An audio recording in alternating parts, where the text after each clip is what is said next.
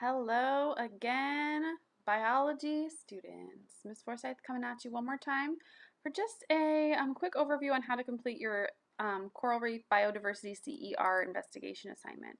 So what you should already have done is you should have already logged in. You're going to go to explorelearning.com, click login, so you will click the login button. If you've already made your account, which we did during class the other day, then you're going to use your username and password that you came up with. If you've not made an account, use one of these codes on the list right here to go ahead and to join a class. So if you've not made an account, join a class, just like it says in the directions. If you have your account because you were in class, then just log in and you'll get started. You want to launch the biodiversity gizmo. So when you log in, let me just quickly go to my home page. This is my teacher account, so it's a little different than yours. But I'm going to log in. I'm going to go to one of the accounts. And you're going to see it like this. You want to click on your gizmo, whatever your gizmo is, and you're going to click launch. And it's going to launch, and it's going to load. It takes a second. But then you'll see all of these wonderful organisms floating in a coral reef.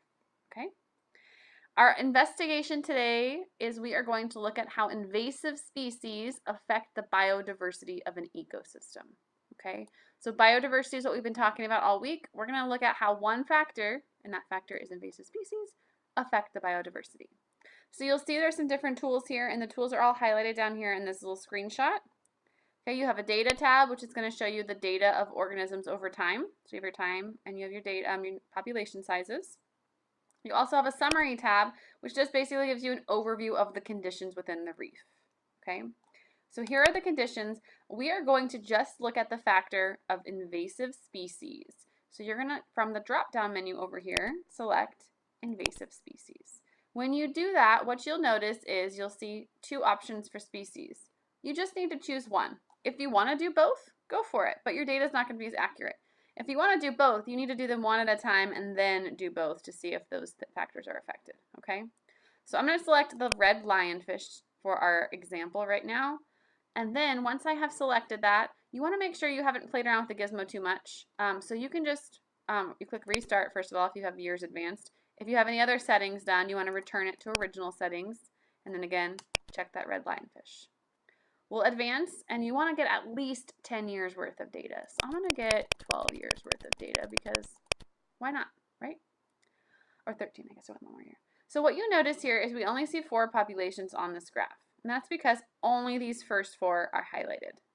So we're not seeing anything else on this graph. So what you need to do is check all of the boxes, and you will very quickly see a change in your populations. I'm going to zoom in just so the graph's a little easier to read.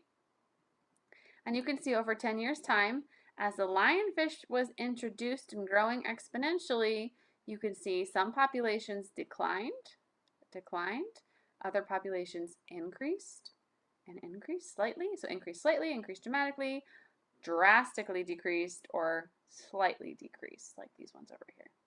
Okay, so you can just visualize that data right here. You will have to write that in words. Okay, so the next step you're going to want to do is coming over here. Make a claim. Based on this evidence, what happens when we introduce the lionfish? So in your claim statement, you're going to fill in when an invasive species such as the lionfish is introduced to an ecosystem, what happens to the biodiversity? Remember, biodiversity is the number and types of organisms in an ecosystem at a specific time and place. So we have the coral reef ecosystem, we have 10 years time, and we see populations are drastically changing. So is it going up? So we're losing 3 or 4 populations. So are we having biodiversity increase, or are we having it decrease?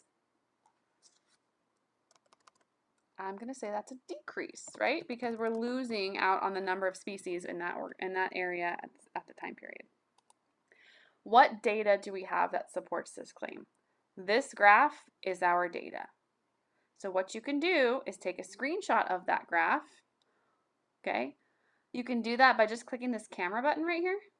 So when you're doing the app, you just click the camera button. It takes a little screenshot. It puts a picture on your screen, and then you just right-click, copy.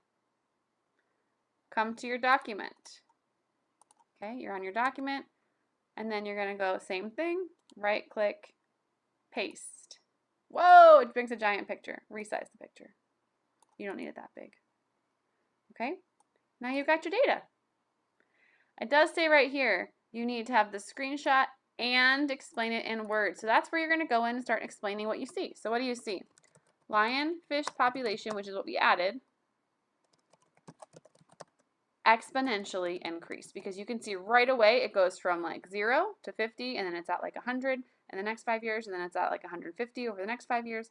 So it's growing exponentially. I forgot a word there. Lionfish populations grow exponentially. Okay, what happens to your other populations? And if you're like, I can't read that graph, just make it bigger while you're writing it. Okay, so look at Boulder Star Coral. You can see, not really affected, so you don't need to write anything about that one. Ooh, what are these purple and blue lines? Those ones I would definitely want to write about. So parrotfish and angelfish populations.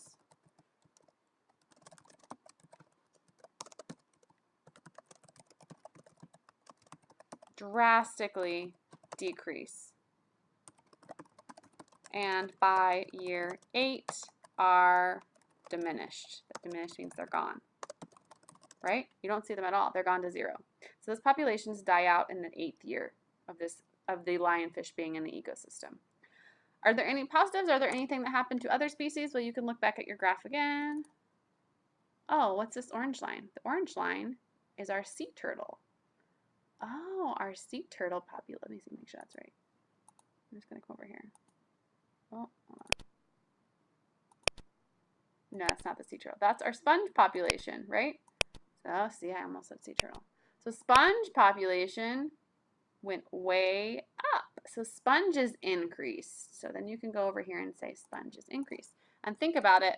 What do the parrotfish and angelfish eat? If there's no longer parrotfish and angelfish, the sponges are not going to be eaten. So they're going to go up. Sponge populations increased after parrotfish and angelfish, right?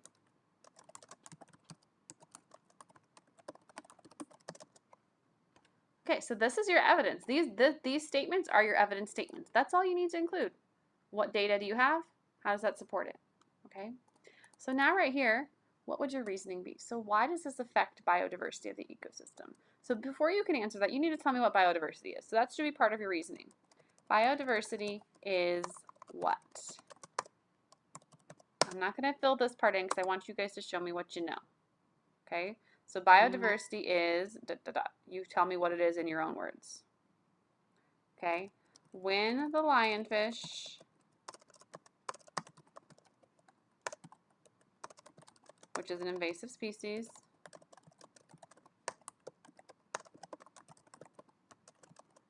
is introduced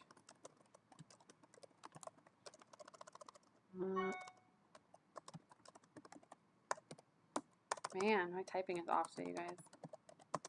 So when a lionfish, an invasive species, is introduced to a new ecosystem, multiple populations are negatively impacted, right? Because that's what we just explained in our evidence. We just said, boom, boom, boom, these ones are going down. Okay, and because those populations go down, or the loss of 2 species in the coral reef, this shows that biodiversity is blank, what you went back to your claim and said. Once you've got that, bada bing, bada boom, you are done. So again, I'm just going to zoom out a little bit so those of you guys who are working on this. What I have in red is what I just wrote down. This is my answers for the questions. If there's blanks or dots, you still need to write in words for those. If you turn in your assignment with those blanks in there, you're not getting the full credit. Okay, so this is what we did together as a class. If at any time you're like, oh my gosh, I forgot what she said, I don't know what she's saying right now, pause the video, go back, and rewatch it.